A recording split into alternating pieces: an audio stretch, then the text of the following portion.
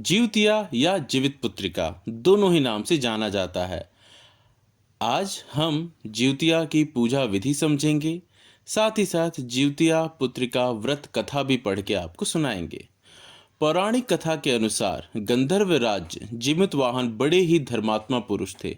वह युवावस्था में ही राजपाट छोड़कर वन में पिता की सेवा करने चले गए थे।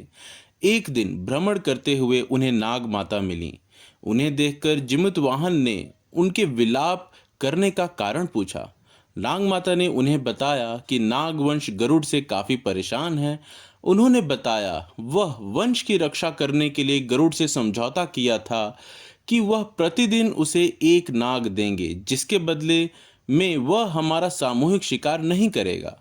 इसी बात को रखने के लिए नाग माता के पुत्र को गरुड़ के सामने जाना पड़ रहा है।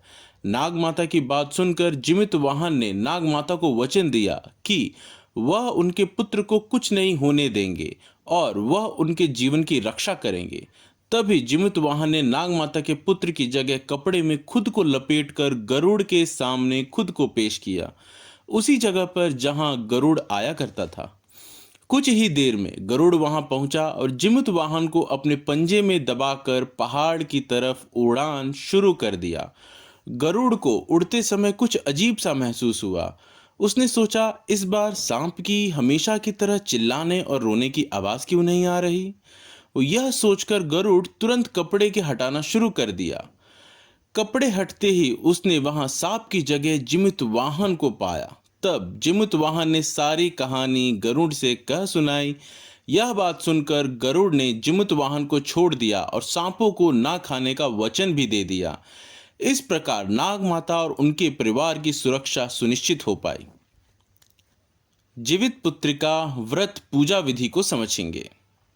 सप्तमी का दिन नहाई खाई के रूप में मनाया जाता है, तो अष्टमी को निर्जला उपवास रखना होता है। व्रत का पारण नवमी के दिन किया जाता है। वहीं अष्टमी को सायं प्रदोष काल में संतानशुदा स्त्रियां जीमूतवाहन की पूजा करती हैं और व्रत कथा का श्रवण करती हैं। श्रद्धा व सामर्थ्य अनुसार दान दक्षिणा भी दी जाती है। इस दिन सूर्यास्त से पहले उठकर सभी कामों में निवृत्त होकर स्नान कर लें। इसके बाद प्रदोष काल में गाय के गोबर से पूजा स्थल को लीप लें। इसके बाद एक छोटा सा तालाब बना लें। तालाब के पास एक पाकड़ की डाल लाकर खड़ा कर दें। अब शालीवाहन राजा के पुत्र धर्मात्मा जीमूतवाहन की कुश निर्मित मूर्ति जल के पात्र में स्थापित करें। इसके बाद दीप, धूप, अक्षत, रोली और लाल और पीली रुई से सजाएं। अब अपनी श्रद्धा अनुसार उनमें भोग लगाएं। इसके बाद मिट्टी या गोबर से मादा चील और मादा सियार की प्रतिमा बनाएं। दोनों को लाल सिंदूर अर्पित करें। इसके बाद व्रत कथा पढ़ें या सुनें।